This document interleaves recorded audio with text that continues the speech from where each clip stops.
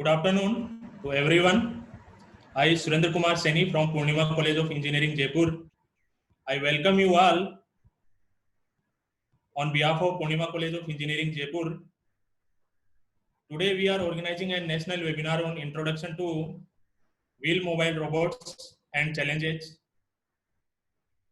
In this webinar, we have with us eminent speaker and my respected sir, Dr. Santa Kumar Mohan, Associate Professor, Mechanical Engineering Department at IIT Palakkad, Kerala. Dr. Mahesh Bundele, Director, Purnima College of Engineering. Dr. Narayan Lal Jain, Head Department of Mechanical Engineering. And Dr. Ashwani Kapoor, Deputy Head of Mechanical Engineering Department, Purnima, Jaipur. Now I would like to request Dr. Ashwani Kapoor sir to introduce our eminent speaker. Thanks. Over to you, sir. Thank you, sir. Thank you, sir. It's my pleasure to introduce sir. Sir got his PhD in Robotics and Control from Indian Institute of Technology, Madras, Chennai in 2010. Currently, he is working as an associate professor in Department of Mechanical Engineering of IIT Palakkad, Kerala. From January 2010 to March 2011, Sir worked as a faculty in the Department of Mechanical Engineering at National Institute of Technology, Palakkad, Kerala.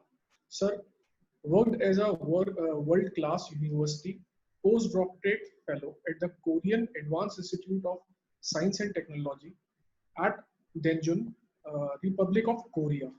In addition to this, Sir received another prestigious Brain Korean 21 postdoctoral fellowship with the same institute from September 2011 to March 2012. In 2012, Sir joined as a faculty in the Department of Mechanical Engineering at Indian Institute of Technology, Indore. Simultaneously, Sir also worked as a visiting faculty at IIT Bangalore, India, RWTH Aachen, Germany, and ECN, France. His active research area includes the underwater vehicles, underwater manipulator design and control, parallel robotics platform, assistive robotics, field and service robotics, intelligent motion control and dynamic modeling, and control of dynamic system. Sir has received the Outstanding Young Scientist for the year 2014 from Korean Robotics Society, European Master in Advanced Robotics Plus Fellowship in 2018 to 19 also, and Alexander von Humboldt Fellowship in 2016 to 17. He has published more than 100 research articles in various reputed journals and conferencing proceedings. Sir has credited 4 patents under his guidance. 4 PhD has completed, and 1 PhD student is under process. Sir has completed many research projects and different national, international research organizations. Sir, we have a very good day to have with us. I have a small information for our participants. All participants are requested to raise their query through question answering tab. After a presentation, Sir will answer all the questions. And as we know, at the end of this webinar, we have one feedback form. So I am requesting to all participants, please fill their spellings, email IDs, and their designation properly, because these all designations, all these information is going to be printed on certificate. So please take care of this. So we are so fortunate to have an eminent speaker with us. Now I request Dr. Kumar sir, kindly start the presentation. Over to you, sir. Yeah, thank you very much for a long introduction. I don't think that much big introduction is required. So let me actually share my screen first, then we will actually talk. I hope the topic what he has given is introduction to wheel mobile robots, which is actually research challenges. So I want to put it in a slightly different way because the wheel mobile robot is very big. So I will start a very basic concept to end with a prototype. That's what the whole idea behind this particular workshop. So since this is a one semester course for IIT, so I cannot cover that entire portion here. So I'll just cover very basic. So indirectly, I will give a flavor what wheeled mobile robots and what are the challenges in wheeled mobile robots. This is what I will be covering. So in order to make more understanding, so I know that this presentation consists of several videos and images which will come from my own research article, or sometime it would come from others resources. I cannot cite everything in at the end or probably every slide. So I just put one disclaimer which says that these slides are this presentation properly used only for educational purpose. That's what my intent. So even if you want to share this video probably after recording, so please don't use it for a commercial purpose. That's what the pure intention here. So with that, probably I will start the very basic introduction to the course. So I always start with the types. Okay, that is what my own understanding. So the type of robots which I will be starting, and these are the flow which I will be covering in this particular session. So I hope I will cover in 1 hour 20 minutes. I will cover all these 8 components. So let me start with the introduction. So I start with the effector. So any robotic device or robot system which the mechanical guy like me, we used to call an effector. What is effector? Effector is nothing but whichever is going to generate or effect on the environment, that is what we call effector. So in that sense, what we call it's an effector is any robot or robotic device that has an effect on the environment. Now why this particular slide is here? Because this effector is going to affect on the environment. Based on the effect on the environment, so the effector can be classified into 2 major categories. That's what the whole idea. So what would be the first category? The effect on the environment causes motion of the effector itself. So that is what we call locomotion. So the other one is the effect on the environment is actually like causing motion object around. That is what we call manipulation. So probably in order to make more clear, so I'll just put it here more clarity. So if the effect on the environment causes motion of the effector itself, that is what we call locomotion. One of the simplest example in robotics, it is mobile robot. So the other one is if the effect on the environment causes motion of the objects around, which is what we usually did in our mechanical engineering course, which is manipulators, right? So now you can see that in olden days, or probably not olden days, you can say 80s to 2000. So anything which we call robot, that is nothing but manipulator, because those days the mechanized manipulation device or manipulating device, what we call robot. But now the current scenario has changed. Anything which is having locomotion, that is what we are actually like calling robot, which is nothing but mobile robot. Just to give more clarity, so the effector can be a control device or controller also can be called as an effector, but we will not call that way. So now the controller part is actually like try to adjust or try to provide the desired effect on the environment. That is what we call the role of controller here.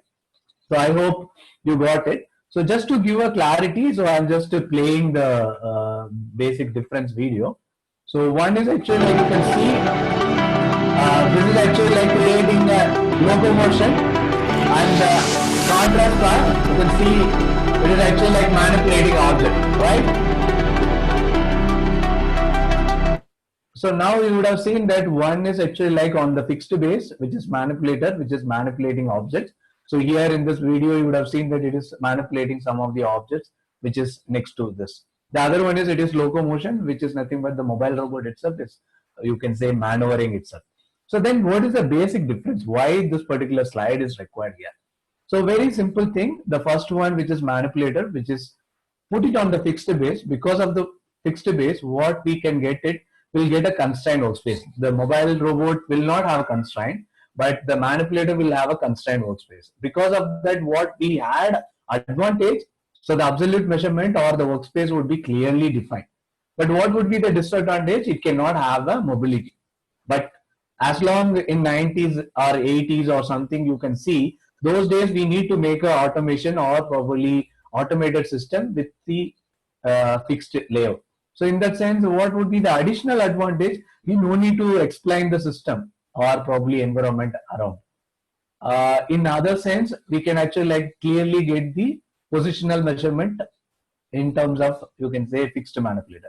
But the contrast thing is the mobile robot is not fixed you can say any confined space. So it can operate any kind of, you can say, open space. That open space can be a unstructured environment or structured environment. But what you need to have, because of this unconstrained environment, you need to know where the robot and what would be around the robot. So indirectly, we need to have external sensing to determine its own position, or you can say localization purpose. The other one is you need to know what are the obstacle or what are the environment, so that it can maneuver its own. So this is the idea. Now, definitely the people can think about it. So why can't we mix this? Because this is having certain advantage and this is having certain advantage. Why can't we combine? Yes, we can do it. So in that sense, the manipulating device fixed on the mobile device, so which will give mobile manipulation. Obviously, that is what we are seeing in this particular thing.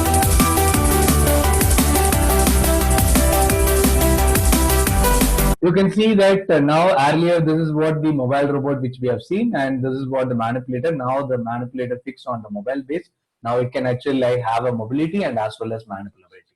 So in that sense, it is having both advantage, but there are some disadvantage because the system would be kinematically redundant and complex. One of the simplest example I want to give. For example, you imagine that I'm actually like wearing a proper shoe and I'm standing on a floor.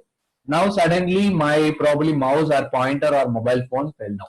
So what I can do, I can just bend and lift. This is easy, right? So but now imagine my shoe is consists of some roller. Indirectly I am putting in a skating boot.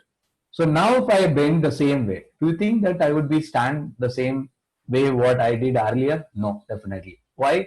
Because there is a coupling because of my body motion, which is the manipulator is actually like moving. The mobility device is getting affected. So indirectly you can say that the coupling between these two devices creating a motion. So then what I will get a mobility, or you can say mobility. So I may not be stable. This is the example you would have seen on the road. So when you would have seen excavator, we call backhoe, right? So on the roadside or probably construction side, you would have seen the backhoe or excavator which has a wheel, a tire base. So that would be having three pillars which would be elevate the, you call excavator, and it does the digging operation, right? This you would have seen. But the same way when you have that instead of wheel, you have a track, this may not be done. They will not elevate. Why? Because the track will be having enough friction which will arrest the locomotion. That is the whole idea. In the same, the current trend which goes mobile manipulator, which have several forms. So one of the form which we have seen earlier, right? So now you got a clarity what would be called effector, and based on the effector, you can clearly see there is one device which is manipulating. For example, my arm is actually like manipulating, so it is nothing but manipulator. But my body is actually like having a mobility, so which is locomotive device. So now I combine these two. That is what mobile manipulator. By default, most of the nature system is mobile manipulator. Even you take a dog or human being, everything which is in nature, mostly on mobile manipulation, because that is what more important. But in industry, it is not so. In the recent past, it start picking up. So that's what we are going to talk as a challenges. So now we'll move further. So what further? So when we talk about challenges, or when we talk about what would be the future robotics, there are two broader themes people used to work. Since I come across from Western and Eastern countries, at least I would have traveled the last 10 years, at least probably 15 or more than 15 countries. And I used to visit at least very good lab, for example, ETH, or you think about EPFL in Switzerland, or RWH or TU Berlin, or probably you can say you call LUH. These universities I visited. Similarly, Netherlands, TU, you can say Delft University, or France, if you see ECN, or in the other sense, Eastern country, I have visited KAIST or Seoul National University, or Singapore NUS or NTU, or the other side, Tokyo University or Tokyo Institute of Technology. Like that I have come across. And even you also would have come across, there are two things people used to do it. One is related to humanity. For example, you would have seen that feeling robot, or you can say barking robot or smiling robot. These are all one-side development, which is nothing but try to enhance the humanity or human life much better. The other side, you would have seen that modern robots, where a completely automated robot or flexible robot or automated mobile robot, autonomous mobile robot, like this kind of other side. So in that sense, what two things? One is related to enhancing the humanity. The other one is enhancing the industry aspect, which is we call profit based. The other one is human based. So in that sense, there are two things which come in my mind, at least the two broader themes people used to work. One is related to a companion robot. The other one is related to a smart industrial robot. So here we will be covering both because both require some kind of mobility, because now industrial robot no longer fixed base, so it required at least mobility or mobile base. So in that sense, both would come in certain extent to a mobile robot. So the mobile robot in specific, what we are going to talk is wheeled mobile robot. So now you would have seen that these two pictures are contrasts, right? One is actually like addressing a human problem. In specific, the picture which I put more closer to taking care of an elderly person or probably a hospitalized one. The other side, you can see I put a smart industrial robot, where the smart nothing but industry 4.0, which is nothing but putting into a cloud, where you can operate or monitor the device through cloud indirectly through wireless. That is what you call, you can say smart. But this smart is nothing but autonomous, but my own way.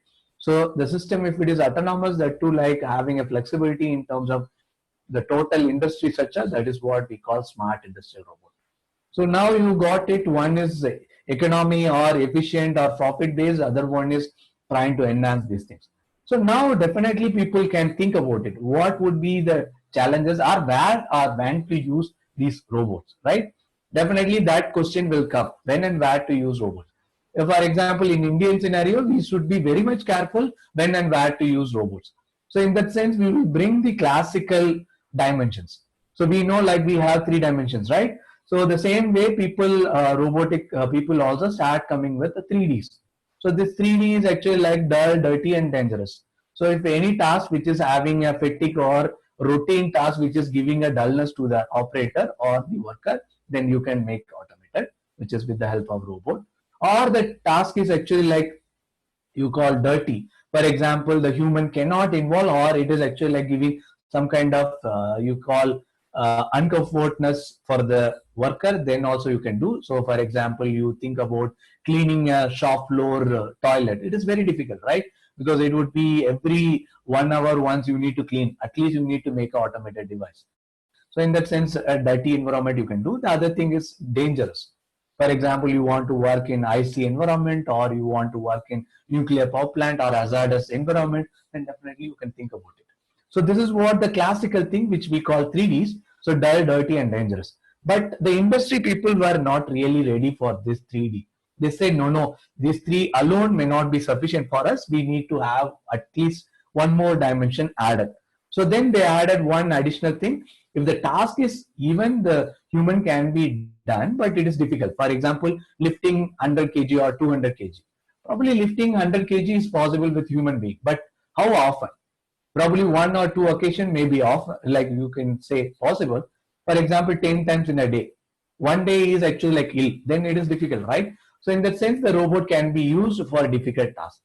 But still the industry people were not really happy about this, because this difficult and dangerous we can merge as a single word, but they thought about, at least Western country thought about, can we make it profit based? So indirectly economic benefit.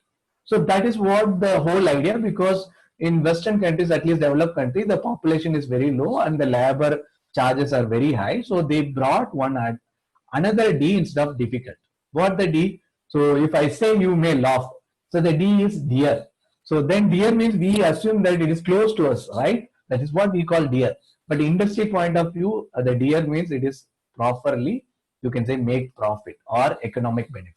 So if any industry person calling you as actually like a dear, then you should be careful, because they are thinking about some profit on you, or you would be some kind of useful product for him. That is what the dear. So this is what modern 4D. But now actually the robots are no longer exist only with shop floor. It came out of industry, or it came out of, you call, the traditional side. So what came out? So it is not only like looking about industry, it is come to the domestic. So then the dull, dirty, dangerous still stick, but what they took, the dear, anyhow we can bring it as additional point. So what they brought? So they brought domestic. So apart from the domestic, we need to have some kind of flexibility, right? For example, I said the mobile manipulator is giving additional flexibility. So this flexibility we thought in terms of D, which is dexterous. So then the 5Ds have come. So now the current trend is actually like 5D. So even if you go to, you call International Federation on Robotics, which says 5Ds. So the 5Ds is still the conventional 3Ds are there, which is dull, dirty, dangerous, but the domestic application included and the dexterous application also included. So now you are clear, right, when and where to use robots. But what would come further? So the further is actually like we are focusing in this particular talk is mobile robot. So any device or any system or any machine which is having capable of locomotion, that is what we are going to call mobile robot. You be clear. So even autonomous or automated or simple vehicle which can use as automatic mode, that is what we call mobile robot. Okay, it need not to be have intelligence, right? In that sense, it is clear. So then the mobile robotics, which is actually like broader spectrum that can cover whichever locomotion, for example, rolling, which is wheel, or it can be a leg, which is walk, or it can actually like fly, or it can be a swimming or surface vehicle. So in that sense, actually like what we can actually see that the robot can actually like travel on the ground or on the surface of bodies of water, underwater, or in the air, or even in the space. The contrast thing is actually the fixed base manipulator are actually like typically not to make open like closed loop. Even open loop is comfortably can work. Even you would have seen in the industry, most of the task is based on limit switches. Directly, when the object comes, some switch will enable, then the task would be performed. So even the you call complicated programs and all not really required. But the contrast thing is mobile robot is not like that, because the structure is actually like very you can say not defined to the robot, and more likely it is actually like working outdoor. So one particular sensor may not be dependent. For example, if I work in manipulator, if I have simple rotary potentiometer of each joint, that is more than enough for making a closed loop. But in mobile robot, it is not like that. Even odometry reading is not enough. If the wheel starts slipping, it cannot give the accurate sensing. So we need to have application of more sensor. It is not only localization, indirectly it is not only identifying its own position, it need to identify the outdoor environment, indirectly environment. So in that sense, we need to think about more complex tasks. So if that is the case, so the robot first we will classify. The classification can be you can say vast. So the mobile robot itself can be classified in number of ways. What way I am classifying is actually like I am classifying based on where it is going to work. It can be land or air based or water based. Some cases, for example, IC or hybrid environment or space, that can be brought in a miscellaneous. But in this particular talk, what we are going to talk about land based, which is in specific, we'll be talking about wheeled mobile robot. But before that, I will just give one simple example. So what the simple example you imagine? So Surendra Saini, who is the organizer in this particular talk, he invite me to come to Jaipur. You imagine, although I worked in Indore, you imagine I doesn't, or you can say I may not be knowing Hindi very well. So he is actually saying that you get down at the Jaipur airport, you take so and so direction. So he is giving some kind of landmarks, and he is saying that okay, if you follow this landmark, you can reach our Purnima Engineering College. You imagine this is the way. So I took a flight from Coimbatore and I get down at Jaipur. Unfortunate, or probably some kind of you can say fateness to me. When I come out of Jaipur airport, some gundas, so they actually like took me to their car and blindfold me, and they just thrown on the way to Purnima. I don't know. They thrown some landmark close to that. So now I am actually like opening my eyes. So first of all, what I will think, I'll first see where I am, right? Where am I?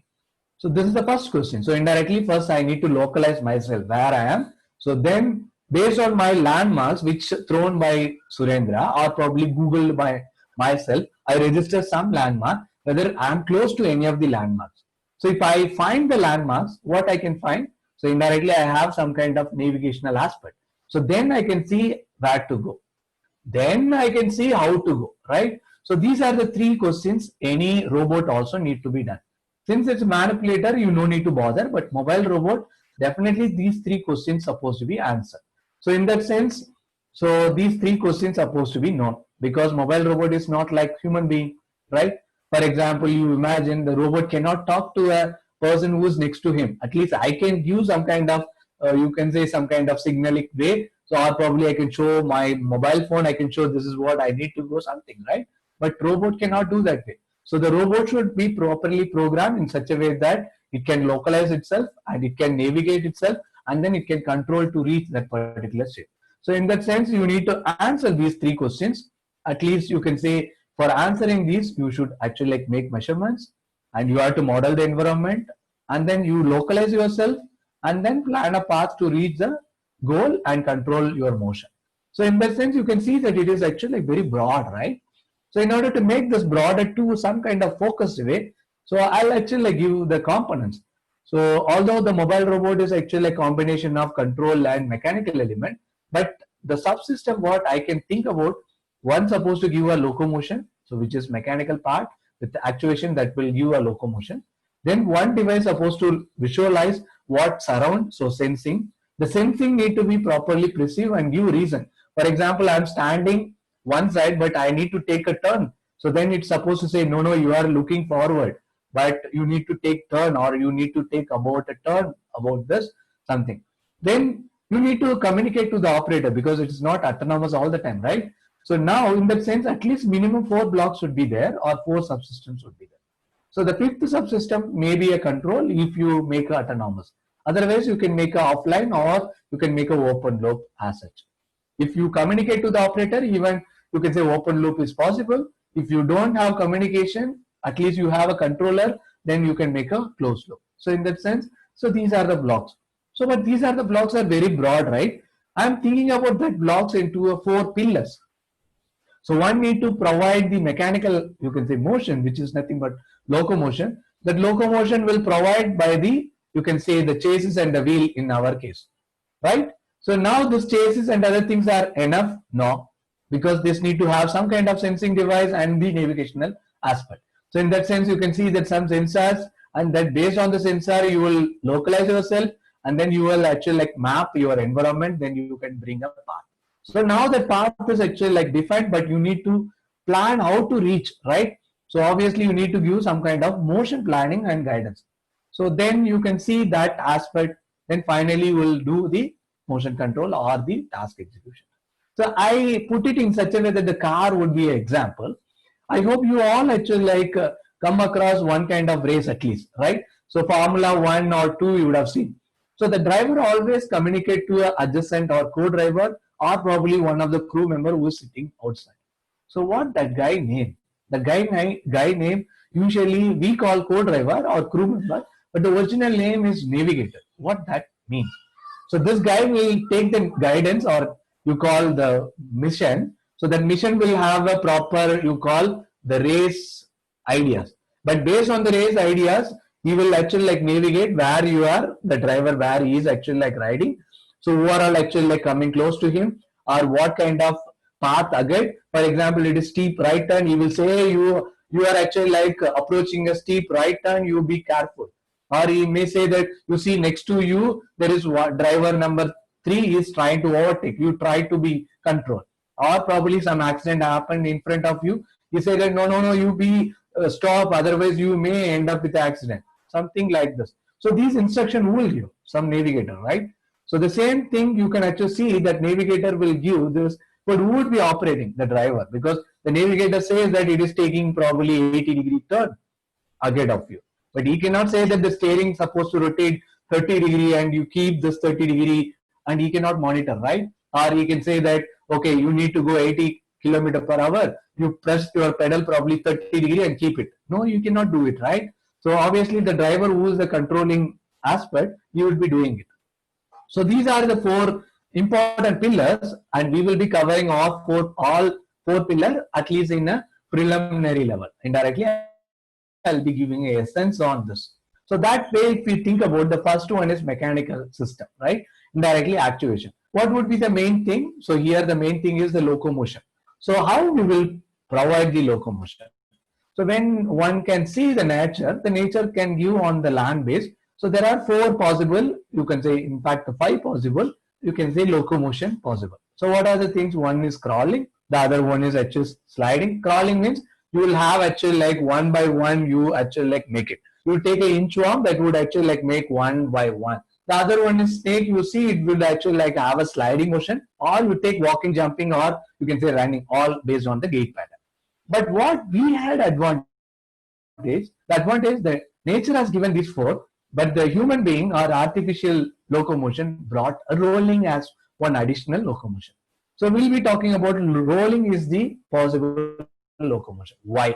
So we will talk about anything on locomotion. One supposed to think about at least three key issues. One is about the stability. The other thing is characteristic of contact or type of environment. But the prime most is the stability. When you think about stability, for example, you are standing in one leg, how long you can stay? Probably certain time. You have a sufficient friction. But imagine you take a robot which is standing on one leg. Do you think that it would stay? No. Even you make biped, even you take quadruped, indirectly four leg, it may not give. Why? So it will not only bother about the number of contact points, it bother about the center of gravity and bother about the zero moment point in terms of you call quadruped or biped. What that means? The system supposed to be static and dynamically stable. On top of that, if you think about rolling, it is actually like moving on a inclined terrain or ramp, then that's supposed to be provide angle of repose supposed to be less than your angle of friction. So in that sense, the number of contact points for making system stable is minimum 3. So the mobile robot with wheeled locomotion, easily we can bring the 3 wheel contact points or 3 contact points. So even just for example, you think about a stool which is 3 leg and 4 leg. So you imagine that over a period, so one of the leg is actually like you call veer or you can say turn. So even the 3 leg stool would be actually like stable with the inclined motion or inclined way. But the other way around, you call 4 leg, it would be having a jolting, right? Why? Because we need 3 points to make a plane. Now you have 4th point, then you need to think about how to make that 4th point within that plane. It is over constraint. So that's why whenever you have more contacts, more than 3, then you need to think about the suspension system in order to make in contact and make it proper way. So then further thing is actually like how we characterize, or you can say how you characterize this particular aspect of locomotion. For example, you think about you are running or you are actually like taking a bike challenge or you are taking a bicycle race and you are the same time, the next time you are going to take a car race. So do you think that the tire shape would be the same? No. When you are riding a bicycle, you will be using a thin disc. You would have noticed when you see the bicycle race, you would have seen that that would look like a disc. But the same thing when you think about a Formula 2 car, the width of the tire is actually like bigger than our normal car tire. Why it is so? Because the nature of the, you can say, contact or characteristic of the force generation is purely depend on friction. One case you want to avoid the friction because you need to make more efficient. The other way around, you are actually like making your traction based on the friction. So indirectly your IC engine effect, you need to make a traction force. So in that sense, you need to have a wider width. The other case is actually like thinner width. So these all actually like make based on how you are actually like making a contact. So you would have noticed that the radial and bias tire, that is actually like one good example for characteristic of contact. Okay. So similarly, you think about the type of environment. When the surface, very simple example, you all might have actually like seen the, you call simple trolley suitcase. The trolley suitcase would be smooth. It would not even make noise when it is moving in the probably airport or railway station inside, where the granite surface or probably a tile surface. When it comes on a concrete or rough surface, you would have seen the, you can say, the motion itself is actually like having a jerk, right? So how that is making sense? Because the type of environment which is earlier, it is hard but it is smooth. The other one is actually like hard but it is rough. So this way actually like you have to see whether the type of environment is actually like making sense or not. So based on this, one of the easiest thing for mobile robot is wheeled locomotion. So in that sense, so the type of, you can say, land-based mobile robot also can be classified further based on what locomotion. One is wheeled locomotion, that is what we discussed. The other one is legged, which is nature inspired. The other one is track, which is one kind of inchworm. which is actually like you call it's kind of skidding. The other one is hybrid, which is a recent past or recent trend. People thought about it, combining wheeled and you call legged or track and leg, this kind of combinations. So why this is so important? Because we are focusing the wheeled mobile robot, then you need to understand why. So in that sense, one particular guy we bother about to make mobile robot on land base. One of the easiest thing is wheeled. Why it is so? The investment is very less, indirectly least investment, and on top of that, exposure to the robotics is actually like easy. Indirectly, understanding the mobile robot with wheeled locomotion is very easy. But if you think about even the legged locomotion, which is complex, one kind of thing, because you are making an inverted pendulum and you have a controlling force only a support reaction, which is vertically upward, which is very difficult to do it. So that's what I'm putting here. The most complex type of robot in land base is autonomous humanoid, which is very much resembling. Even the current trend goes like this. Probably at the end of this particular presentation, I would be talking about that. So with that, what we are bothering? We are bothering about wheeled mobile robot. Why? The stability is not an issue at any point of time on wheeled robot, as long it is having or more than 3 wheels. If it is more than 3, then you need to think about a proper suspension system. But nature, obviously, you can say argue. So nature favors legged locomotion, yes, because that will actually like give any kind of surface, rough or unstructured terrain. It would be. So what thought about it?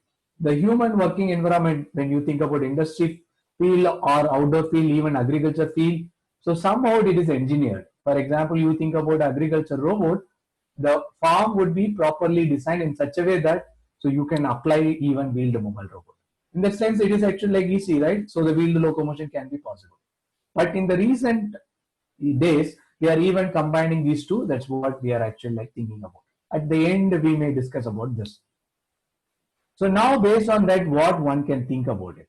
So one cannot actually like avoid mathematics as long you're talking about locomotion, that too like talking about mechanical aspect of mobile robot, one cannot avoid the physics. So the physics what we studied is actually like one broad spectrum where you talk about the motion is actually like constant, or at rest you call statics, when the motion is actually like dynamically changing indirectly with respect to time, that's what you call dynamics. The dynamics further you classify into, so when you talk about only study of motion without considering what would be the cause of motion, that's what you call kinematics.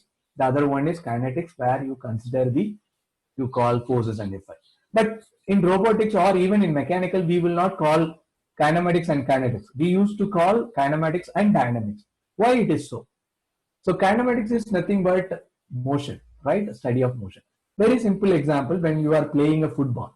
You imagine you are actually like a forward player and somehow the mid or probably a different player is passing a ball to you, or is actually like throwing the, or you can say is kicking the ball in such a way that you need to track.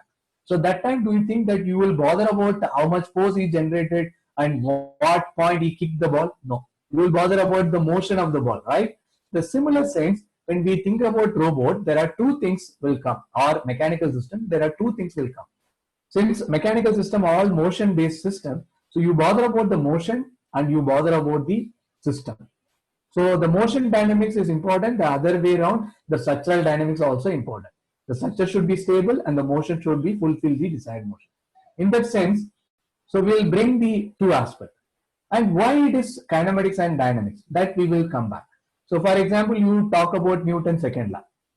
So you know like it is rate of change of angular momentum would be directly proportional to the applied force and all those blah blah. But what we can write in a simple sense, F equal to ma, right? So now you imagine there is one ball which is I apply a force, that ball is rolling with the acceleration of a.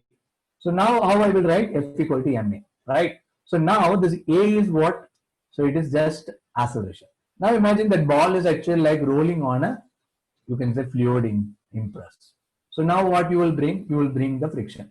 So now F equal to not only ma, it is plus, you assume that the viscous friction coefficient is B. So B V, right? So now I add the ball with a spring. So now the spring is generating a, you call restoring effect. So now what you will bring? So this will give additional effect, where it is kx would be added. So F equal to ma plus bv plus kx. So in that sense, what you can see, one side would be motion variable, which is acceleration, velocity, and position. The other side is actually like input force. So now you are actually like mapping these two. One is set of motion variable, the other side is set of input variable. So this mapping what we call dynamics in mechanical sense. Okay. So now why we are calling straightaway dynamics rather than kinetics? Because this mapping is done based on forces and inertia, and the other side is actually like motion variable. This motion variable is coming from the kinematics. So that's why we are actually like taking kinematics as without considering the inertia and force. The other one is with considering inertia and force. That is what you call dynamics as a broad. The other one is kinematics. But in robotics, do you think that that is what we are doing? No. So robotics, robot kinematics is slightly different.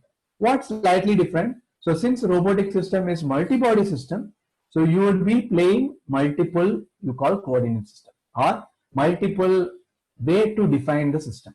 So indirectly, for example, I am defining one system with one particular body, then that would be associated with some set of variable. For example, I am defining everything with respect to earth fixed frame. Then earth fixed variable would be one side. Or the other side, I am thinking about every variable I am defining with body fixed variable. Then what I will get another set. So the robot dynamics or robot kinematics is just mapping between this particular space to this particular space. The set of variable in mathematician call space. Okay, so there are two space. One is earth fixed space. The other one is body fixed space. I call I space and B space. These need to be mapped. So this mapping only what we call kinematics. So in manipulator, you will be mapped in geometrical level, velocity level. But in mobile robot, you will be making the mapping only in differential level. That's what we are going to see. But what overall idea will give? This will give a geometrical relationship that would govern the system. What that would give additional thing? If I give an input variable, which is what I call control parameter, the other side is what would be the response to the system. So this relationship I can bring in terms of mathematical relation. Why this is so required? Obviously, one can ask why you are actually like bringing it. Very simple example, you want to build a mobile robot. So how will you start the mobile robot building? So you may think about, so you need to make a carrying capacity for probably 10 kg, and that carrying capacity area probably 10 cross 10 centimeters square, indirectly 10 centimeter by 10 centimeter. So now what you will do, so you will first of all think about this, and you have to think about what would be the chassis height, what would be the chassis material, so what would be the wheel size, what would be the motor selection, and how to fix the motor to the chassis, how to fix that motor shaft to the wheel. All those things you need to bring somewhere, right? Who would give the idea? For example, can I glue it, the motor shaft to the wheel shaft or wheel hub? No, I have to make it proper. Can I simply put the motor shaft with a simple drill hole? No, I have to put a proper bearing. So these kind of ideas who will give? So obviously some mathematical background, indirectly system dynamics. The system dynamics will give additional benefit to understand the system and design the mechanical system. I already said the motion dynamics will give how to actually like achieve the motion, but the structural dynamics on the other side, we can come back with the system strength. So that's what the first point, to understand the behavior of the system and design the systems and subsystems. Apart from that, since it is a mobile robot, we can think about controlling, right? So for that, you can design the controller and design the navigation system based on the mathematical model. Even we can adjust their performance by bringing the mathematical model. So apart from that, there is one additional thing. For example, you already said 10 kg would be your payload. So now your robot is empty. Somehow you put the weight. Can I measure the weight without actually like measuring the weight physically? Yes. If I model the mathematical model of the robot, I can actually like plot the curve based on the, you can say, mathematical model. I can see what would be the actual response. Based on this comparison, I can, you can say, vary the mass. I can find certain extent approximately what would be the payload.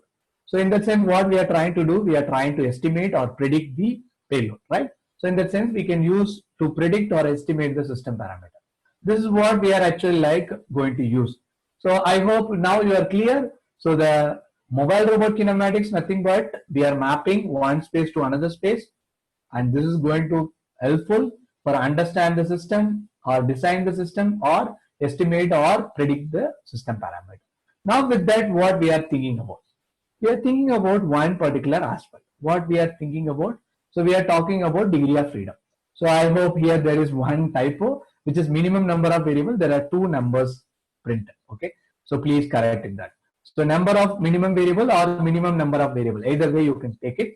So what that way? For example, somehow, so you are actually like meeting one of your friend tomorrow and you forget my name. But your friend somehow come across all the faculty who actually like working from IIT Palakkad.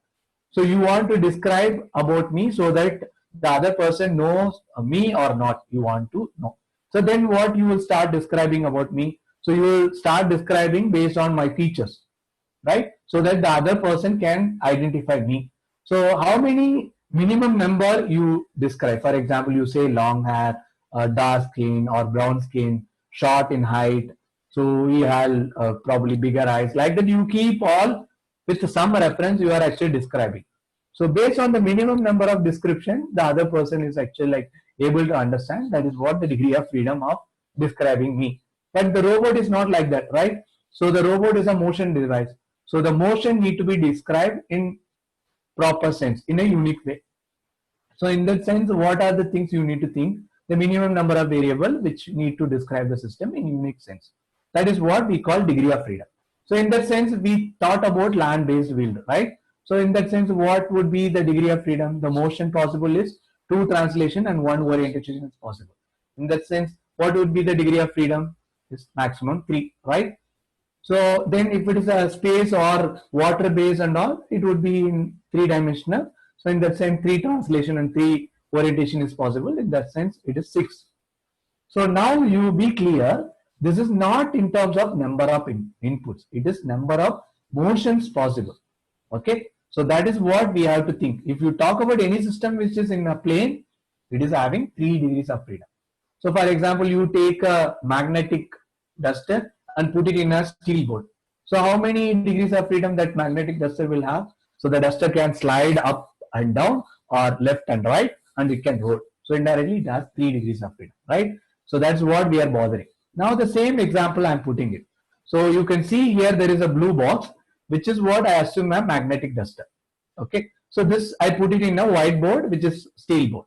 So now how many degrees of freedom will have? It is having 3. So now I need to describe this particular system with respect to a board. So now the board is having multiple points and the mobile robot also having multiple points. Can I describe? No. So how I already told, for describing me, you need some reference. The same way here also some reference supposed to be there. So one reference, you are going to describe the mobile robot with respect to a board. Sorry, magnetic duster with respect to a board. So definitely the point which you need to fix it on the, you call the board. So I put I intentionally. What means inertia? Inertia means fixed. So the board is fixed. The duster would be mobile. That's what the meaning here. So now I'm taking a Cartesian coordinate system just for simplicity. So if I apply the ZI axis coming outward to the monitor, the XI and YI, I plot it like this. Now still I cannot define the mobile robot, or in terms of magnetic duster, I cannot define because the magnetic duster has number of points. So I will put one another point which is on the magnetic duster. So I put another frame which is B, that is having XB and YB in that way. So now what I got it, I got 2 points, one is I, another point is B. I can define I and B in very simple sense. So what sense? I can define B with respect to I in terms of X translation, Y translation and Z rotation, which I call X, Y and Psi. But what reality happened to the mobile robot? The mobile robot would be connected with wheel or thruster or some kind of propulsion. Because of that, what would generate to the body? The body would start moving, which consists of some velocity. So indirectly, the body will generate or will get some instantaneous velocity, which I call body fixed velocity. Again, I am saying it's an instantaneous velocity. When I freeze this particular frame of B, where I can realize there is a forward velocity U, lateral velocity V and angular velocity R. which I call body fixed velocity. Now you can see that the B space or B frame associated with three variables UVR, and the I space on the contrast, it is having X, Y, psi, which is generalized coordinate. So now the generalized coordinate is in the displacement domain, but the body space is in the velocity domain. I cannot map straight away.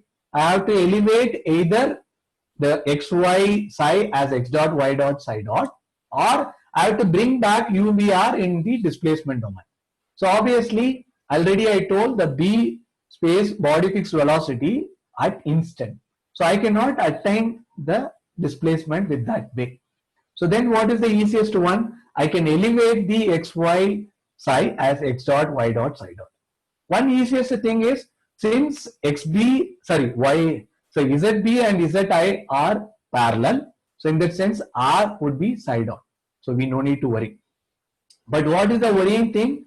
So the UV would be giving some kind of, you can say, functional in terms of X dot and Y dot. So how I will get it? So we all studied projection of vector on a frame, so which is law of cosine. The same thing we are going to do. So I take U as the body fixed velocity. I'm projecting that into Xi and Yi. What I will get on the projection of Xi, that would be U cos psi. Projection on, you can say, Yi axis, that would be U sin psi. The similar sense, I am projecting V on Yi, that would be V cos psi, on Xi, that is V sin psi. So what would be X dot? X dot would be vector addition of U cos psi plus V sin psi. So that I can do it, right? So vector addition, which is X dot. So what would be Y dot? The vector addition of U sin psi plus U sin psi and V cos psi. So that is plus, right? So now we already know these three. So X dot, Y dot, psi dot in terms of UVR. So now what we got? We got a relationship between command velocity, which is I call body fixed velocity, which is UVR, which is I am going to call input. I have already relationship between X dot, Y dot, psi dot in terms of input velocity. But this is not still mapping two spaces, right? Because I need to, you can say, decompose. So what I can do, UVR, I put it separate. So what I will get? I'll get a matrix. So this particular matrix brought by Jacobi in mathematics. So it is going to call Jacobian. So now X dot, Y dot, psi dot is generalized coordinate derivatives, which is in the I space. So the other one is command velocity, which is UVR, which is body fixed velocity. Now I am mapping between these two. That is what I call kinematics here, right? So now this Jacobian matrix is going to play this. So in that sense, what would be the first kinematics, which is forward differential kinematics, where for given input command velocity, can I find eta dot? So that is what forward. What that means? You take a mobile robot, connect the wheel, connect the motor, and give a input. What way the mobile robot moving? That is just to realize, right? So indirectly you are trying to simulate in mathematics or computer based. The other one is analyzing the system behavior. That's what you call simulating or analyzing the system in velocity level. It is straightforward. That's what it's called, forward differential kinematics. The other one is you are inverting this J and trying to see for given desired eta dot and eta desired, can I find the command velocity? So indirectly I am taking inverse. So that is what we call inverse differential kinematics, which is nothing but you have already defined some desired quantity. You are trying to follow that. So indirectly what you can call, you are controlling the system in velocity level. So this is what, it's an open loop, even it can be closed loop later on. So with that sense, what we have done very simple aspect. One is simulation, which is forward differential kinematics. The other one is controlling, which is open loop. That is what we call inverse differential kinematics. Now you got a clarity, right? The differential kinematics nothing but mapping between one space to another space in velocity level. That's all. For mapping, there is one matrix which is we use, which is nothing but Jacobian matrix. One critical thing here supposed to be known that the J inverse should exist. In this case, it is always exists because never the determinant of J would be 0. Right? With that sense, I can go further. What I can go, the zeta, what you call command velocity, will not attain directly. Why? Because you have the chases velocity on longitudinal you call U, lateral you call V, and angular what you call R. But these three are derived quantity based on the wheeled configuration. Now based on that, you want to describe something about the nature, that what we call degree of maneuverability. The mobile robot, how it maneuver. So the maneuverability will depend on the linear translation, or you call the mobility of the system, or steerability of the system. So in that sense, the degree of maneuverability is combination of these, directly sum of this. For example, you take a car, the front wheel is actually like energized for mobility. Directly, the traction or locomotion directly generated. The other way around, you are steering it. So now the steerability is 1 and mobility is 1. So you have the car degree of maneuverability is 2. In very simple sense, you can call the degree of maneuverability is what you call number of controllable inputs. So that is what we are calling. So one will be giving direct wheel velocity, the other one is indirectly manipulating the velocity. Okay, so that's what we are going to call. But this degree of maneuverability is purely depend on the kinematic arrangement of the wheel, or in other sense actuator arrangement. That is what we are going to call now. So you can see the known mobile robot kinematic model what we have obtained, eta dot is j of psi into zeta. But the zeta is obtained from the angular velocity of the wheel, which is I call omega 1 to omega n, where n is a number of yield velocity or number of wheels. So that I can write another map. So one map which we have done body fixed velocity to the earth fixed velocity. Now I am mapping body fixed velocity with the wheel angular velocity. So now there is supposed to be a mapping tool. That mapping tool here is W matrix, which I call the wheel configuration matrix. So now based on this W, you can see whether all three UVR is achieved or not. So now the W rank makes sense. So what that, for example, I have 4 wheel. So then what would be the W nature? It would be 3 cross 4. But the rank of the matrix, if it is 3, then all 3 motions are possible. If the rank of W is less than 3, for example, you take a car. So the car would have, or you take a differential wheel drive, it would be having only 2 angular velocity. In that sense, the matrix would be 3 cross 2. So the rank maximum is 2. So then it would be not possible all 3 motion. Now this is what mathematically what we call non-integrable variables. So if everything is integrating, so indirectly eta dot all 3 states are integrable, then it is called holonomic. If it is not integrable, then it is called non-holonomic. So the non-holonomic, where the rank of W is less than 3, if the rank of matrix W is 3, then it is called holonomic, or simple sense we call omnidirectional. So for understanding that, we bring another case, what we call types of wheel. Why this is so important? Because the wheel velocity would be attained based on the nature of the wheel. So the type of wheel which we come across, there are 2 things. One is solid, or the solid is inflated. So in that sense, one is solid wheel, the other one is inflated wheel. So the inflated wheel very much close to the solid conventional wheel. So we will not discuss further. So what the solid wheel will have? The solid wheel will have 2 subdivision. One is conventional wheel. The conventional wheel, in the sense, the conventional say, so the wheel can purely roll. It cannot slide, or it cannot have any lateral motion. Indirectly, the lateral resistance is infinite, theoretically. Practically, it would be having resistance, but it depends on what nature or what kind of surface. But theoretically, it is infinite resistance. Then this particular conventional wheel very close to an inflated wheel, right? So then it has 2 subdivisions. What that? One is fixed conventional wheel, that would be once fixed, the hub would roll, then it would roll purely. The other one is where this rolling can be steerable. So then this will have a roll which is fixed wheel, the other one is steerable or rotatable or caster wheels. Similarly, the other one is non-conventional, where the lateral motion try to give it. So indirectly, you put a passive roller on top. So when you have actually like lateral motion possible, because of the passive roller, it can go. Now based on the passive roller location, it can be further divided into 2. One is actually like where the passive roller axis and the hub axis perpendicular, then it is called omni wheel. If this is actually like inclined, that is what you call magnum wheel. So these 2 all come from one of the Swedish company. So it's called Swedish wheel, but we divide into omni wheel and you call Magnum wheel. Okay, so these are the classification. Now based on that, what you can bring it, number of configuration. Based on that, you can further see whether the configuration is holonomic or non-holonomic. Just to give an idea, so what would be the non-holonomic? You take a two-wheel drive with one caster. So you can see that these two wheels are actually like powered, so indirectly motorized.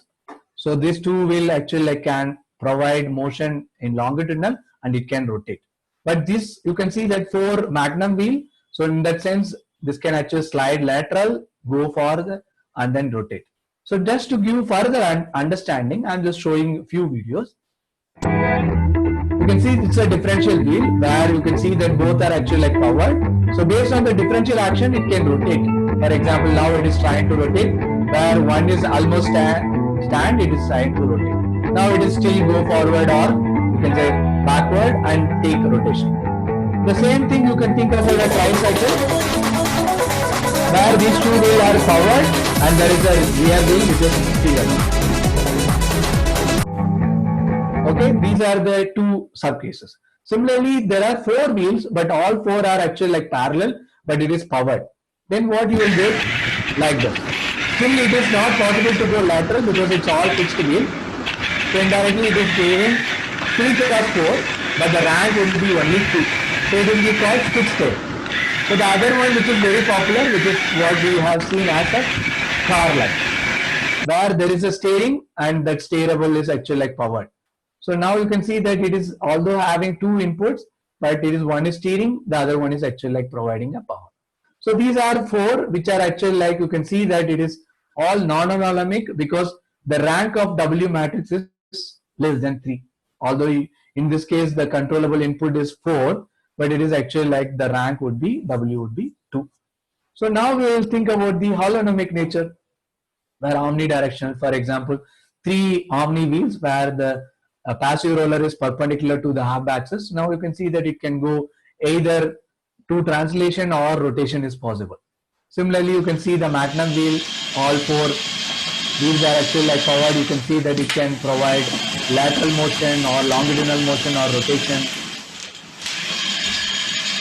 You can see, right, lateral, inclined.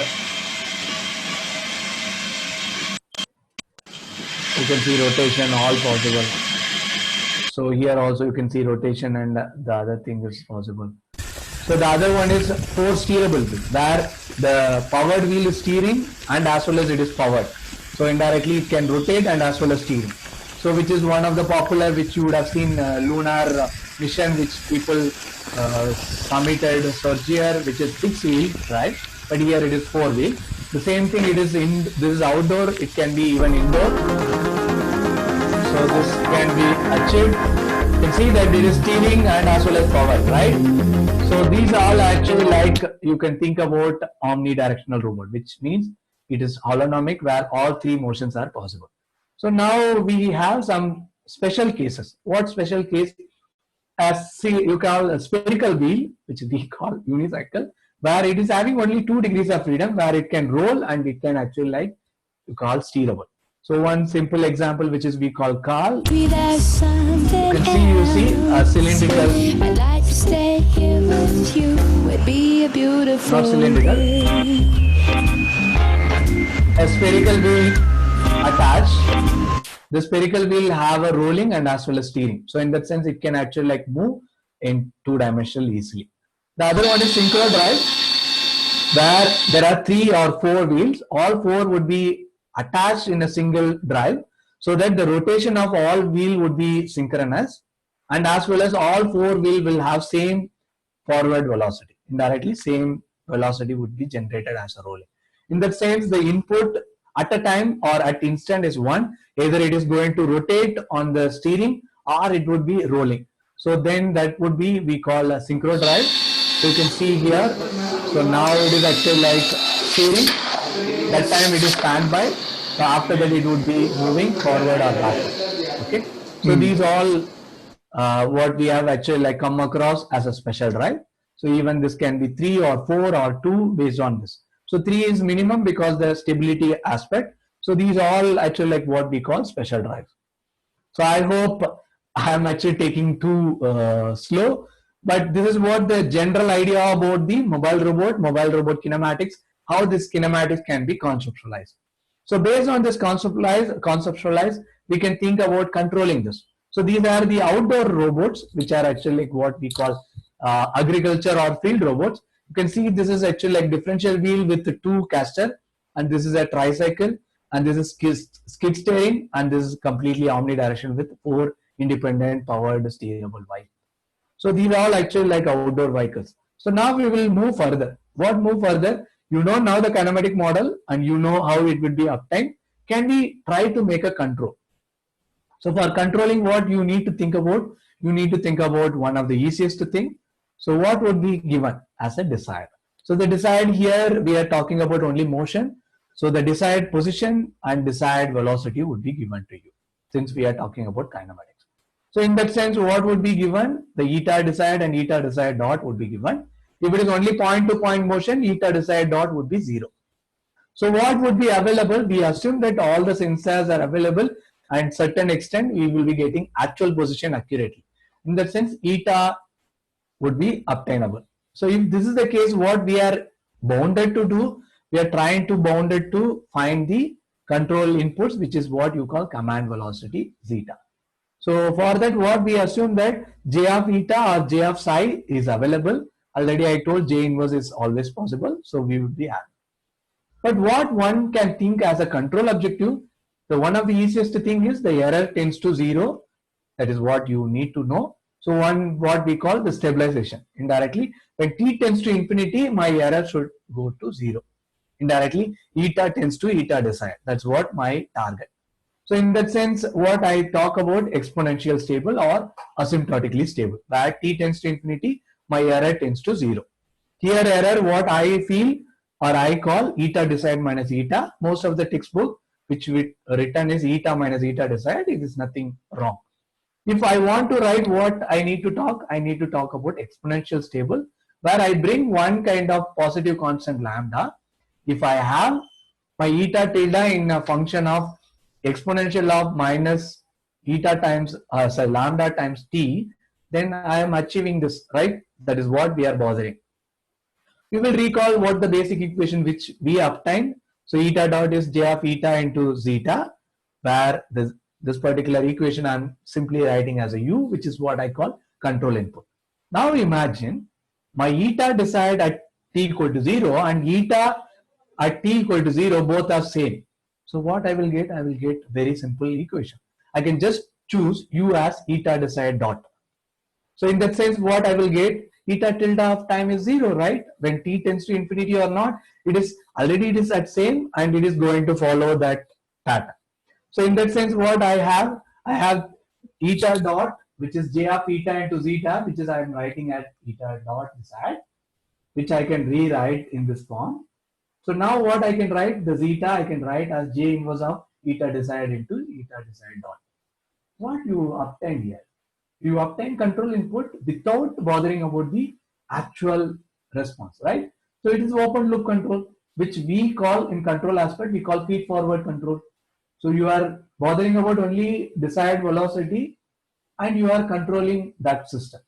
So now imagine if your eta desired and eta at t equal to 0 is not equal, then what happened? For example, the robot is supposed to stand here like this, but it is tilted like actual.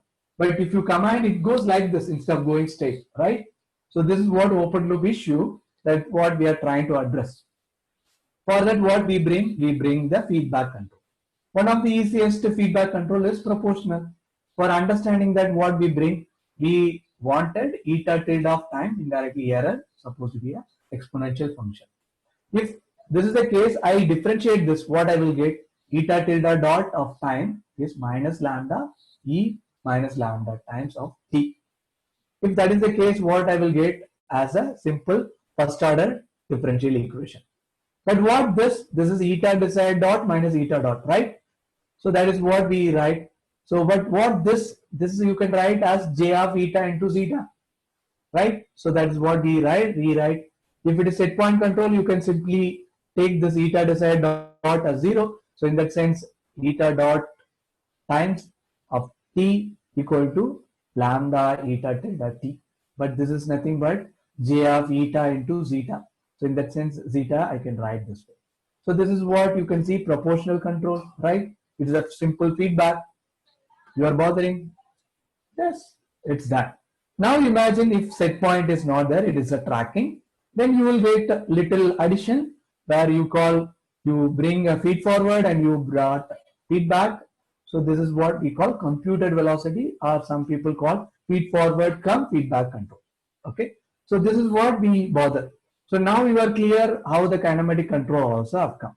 So now we'll go how this can be achieved. Obviously, you need to know the system, because we did not bother about obstacle. We did not bother about the measurement, how it obtained. So obviously we'll bother about the first thing. You need to bother about the localization. What that means? You need to position your system. You need to understand where the location. This understanding the location can be done two ways. Either you can understand from the beginning, you can make a relative. It's like a relative encoder. The other one is you can make it everything absolute, like absolute encoder. So in that sense, relative positioning or absolute positioning. So relative positioning is very cheap in terms of you call cost wise and computational wise. But accuracy wise, it is definitely lacking because it is purely dependent on inertial system. So that is what we are putting. One of the easiest thing is inertial measurement unit. The other one is odometry. Odometry can be easily make it fault. For example, you are taking a plastic wheel and moving in a you can say smooth surface, it can slip. Then your number of wheel pulse would be false. It's supposed to reach 10 meter, for example, 10 revolution, but it has actually like reached probably 9 meter because of slip. So then your odometry reading is wrong. The inertial measurement unit purely depend on inertial system, which is accelerometer and the gyroscope. So then you will be having a problem. Even the acceleration need to be integrated twice. So then you may end up with huge issues. Given a small drift, that drift would be twice integrable. So indirectly it will come second order system in that sense. So that's what we bother about to improve it. People bother about inertial navigation system, which is fused with inertial measurement unit and odometer and extended Kalman filter. The other side is absolute positioning sensor, where one of the easiest option is GPS, but GPS won't work in indoor environment or structured environment. Then we have to think about local positioning system. The local positioning system, you are making an internal satellite based on active or passive beacons. Then you need to think about some kind of method. The global positioning system will use, you can say, trilateration, but sometimes even if you are making your own localization system, even you can use triangulation system or triangulation method.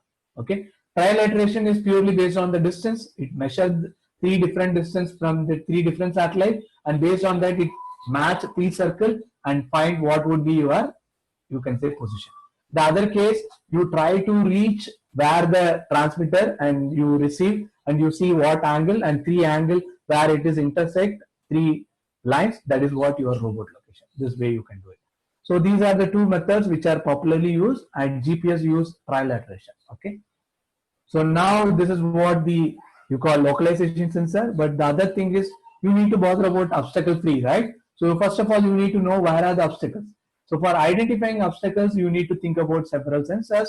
So one of the easiest one is people use vision based, but vision based is not all the time possible. Sometimes people use sonar, sometimes people use LiDAR, sometimes even we use LiDAR. Okay, a very simple sense. For example, you are maneuvering a very free fixed job. Just to say that it is hitting, simply you can use a tactile sensing, which we call bump sensor, and then wherever it hit, you come back and take other term like this. So you can use these things. But what the main idea? The main idea is how the motion control come from the classical days to now. The classical days, people are very, very mature and they make the system very proper, you can say proper sense. Indirectly, they bother about only predefined motion. So they make system very accurate. Then they bother about only model. So exact model would be known, no sensing required. This is what classical robotics, whereas mid 70s or even early 80s, they have used. So everything is properly and predefined motions, no sensing at all, no closed loop. Then slowly the 3-term control, which PID has come, then reactive nature has come. Indirectly, we start sensing. And what people did a wrong thing, So they skip the exact model, they purely depend on the sensing, heavily depend on the sensing. Indirectly what happened, even the manipulator fails in that sense. So in that sense, what people thought, as a system level, you make it, you call model based, and you call actuator level, you think about reactive. So why this is, for example, you take a serial manipulator, you may think about plus or minus 1 degree is your acceptable range. You assume that this is plus 1 degree. Then this would be error accumulate at the end. So that is not acceptable. That's why people brought two stage where system is model based and actuator level is probably reactive based. But these all will work only happily in the manipulator side, because the behavior cycle only work in mobile robot, classical cycle won't work. It is sense process act won't work. So you have to actually teach, learn, and you can say behave. That is what will work. So in that sense, in you call mid 90s, the computers have actually start ruling our you can say world, where the probability has come, the computational is easy. Then people thought about seamlessly integrating the system where model and sensing is properly integrated, and that time even inaccurate model is certain level extended, and then they started understanding this. So in that sense, what happened, you have advantage. But the problem is, although you thought about probabilistic is actually good in terms of computational benefit, but the cost wise it keep increasing. Then people thought about knowledge base, but the knowledge base even from 90s it is there. But the problem is, olden days knowledge base is something like a database. It's a huge database. You pick already trained situation and pick the solution. It's certain level of regression. But the regression is actually very much matured in the current level, where the data driven and the learning based schemes have come. So that's what the current trend is, more like deep learning and reinforcement learning. You will be teach and then you allow the system to learn by itself. It's like how the baby start understanding its own. You will not say that baby you fold your leg 20 degree left, like that you will not teach, right? The baby itself is learning by its own experience. That is what the current trend, that is what we call learning based. But still this is not matured. So now the current trend is going towards learning based. So in that sense, what really bother? The bother is actually, we talk about autonomous. So the autonomous mobile robot, what right now bothering, but what was earlier in 60s, even 60s I say, 1960 onwards, 69 was the first mobile robot launch. That itself is actually like AGV. So the AGV is always actually predefined navigation route, but AMR what right now we are bothering, which is intelligent navigation. So in that sense, what would be the difference? The difference is AGV is fixed route, but AMR can take its own path. Because of that, it is highly flexible, but AGV is fixed. So few applications only. Because of fixed and based on the money investment, it is suitable for a fixed layout rather than the flexible layout. But AMR is actually very much flexible, so it is flexible to anyone. But people thought about AMR initially, it is cost expensive, but in current trend with the current technology, it is very much cost effective. One of the simple example, you can see the AGVs are actually like following a proper path which is defined, but this is what you call the AMR, which is actually having manipulator or not, it can take its own decision. With that, we will go further. What go further? We need to talk about what way the robot defined its own desired quantity. We said eta desired and eta desired dot would be available, but who would give? The motion planning is supposed to be done, right? So the motion planning is one step ahead of path planning, because the path plan will give a layout, but on top of that you would give the constraint, environment and as well as system constraint, then you will make it. That's what the motion planning is separate than the navigation. The navigation would give a path, but motion planning will give a mission. So that way you can see that the motion problem will give a simple idea where the static obstacle and dynamic obstacle is there. You need to follow a path. Now this will give you an additional thing. So I'll just skip this. We will come back. So I'll think about, because the time is already exceeded. So we will think about what kind of motion we bother. So the bothering is actually like either point-to-point motion, for example, simple parking or simple, you can say decking. So the other one is path following, where it is something like what we used to do. The navigation will give a route and you would be following, which is path following. The other one is we define at each instant of time what would be the desired, which is what trajectory tracking. But even these all would be associated with additional things. For example, you are doing although the trajectory tracking, but somehow you have actually like detected obstacle abruptly or unknown obstacle has come in your path. So you have to react, right? So you have to make your own new executive path. For example, you need to follow a path. So instead of following path, you just follow a wall, which is very easy. Or some cases, for example, you are playing a soccer with a robot. The soccer robot is supposed to follow the ball rather than something else. So you need to track the target. So in that sense, you need to react and as well as you have to make. So in that sense, the motion planning itself is a bigger task. On top of that, you have to follow your own motion control.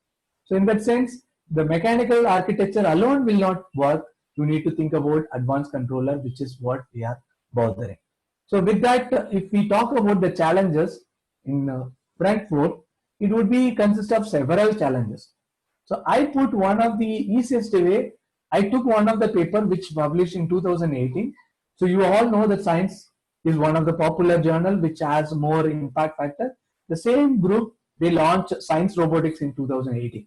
So in order to facilitate this Science Robotics, so there are 32 researchers combined and gave top 10 challenges in coming through 5 to 10 years. They gave 4, you can say, core challenges, which is what we are bothering now. The other 4, which is killer challenges, which is more on, you call computational aspect, and 2 outer layer, which is 2, you can say, dedicated challenges. One is you call medical robotics, the other one is human robot interaction, which is what we call social interaction. The core challenges, which is what the mobile robot bothering the material and fabrication, this is not really robotic engineer supposed to do, a metallurgy or material scientist can think about.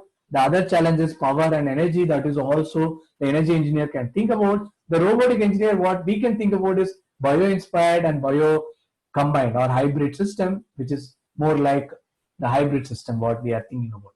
For example, quad rotor can be mimicked with probably a fin or something else, or you can think about a legged with rolled or purely like walking, that kind of thing. Or the other one is robotic swarm.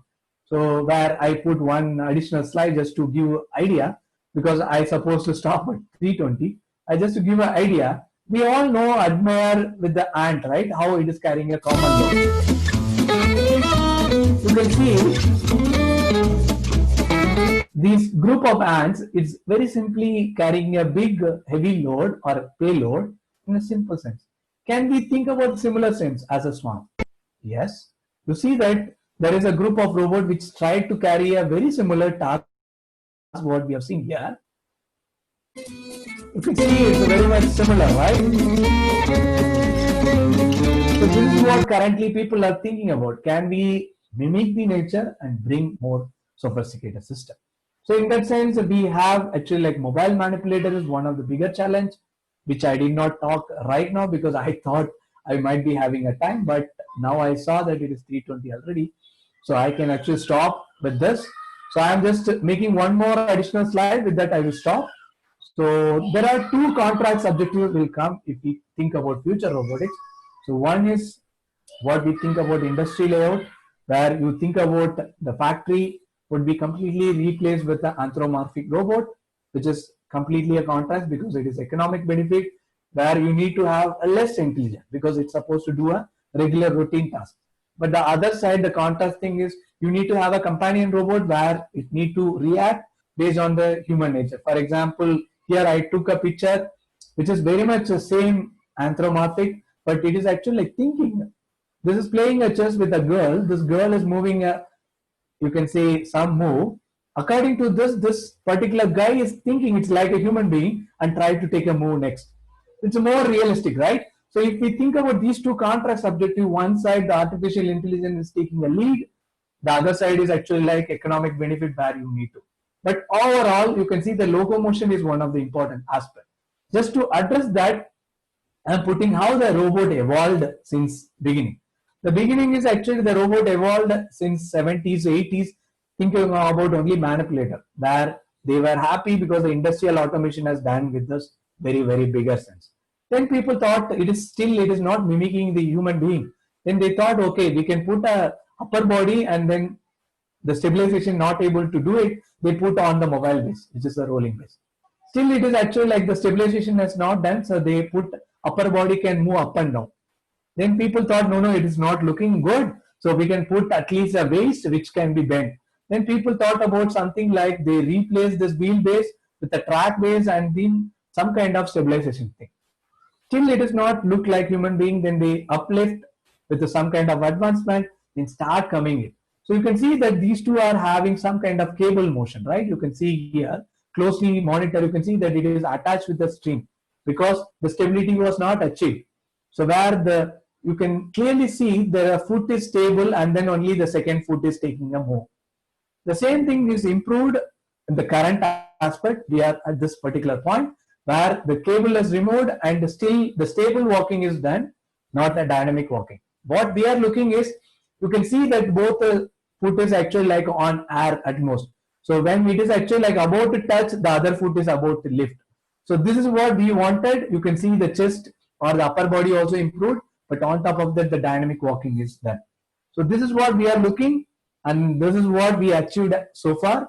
Even you think about Boston Dynamics or Honda or any robot which you bother, which is actually like done. Even you think about leg locomotion, still it is quite challenged. That's why even you think about Pepper robot or you talk about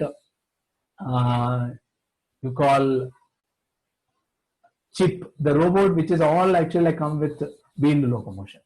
With that, I'm actually like thanking you for patient listening and other things. And just closing the session with this, thank you. Now the session over to the moderator. I think Surendra and others can take over, and I can start answering the questions accordingly. Okay.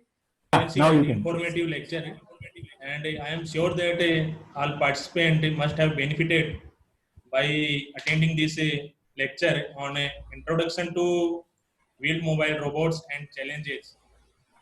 In this lecture, you discussed all different types of robots and their comparison with wheel mobile robots, and you also discussed various applications in advanced technological industries. So with this, let me start few questions. So to coordinate the question answer, I would like to request our Dr. Aswini sir, please coordinate the question answer session. Thank you, sir. Our first question is from Mr. Bhuvnesh.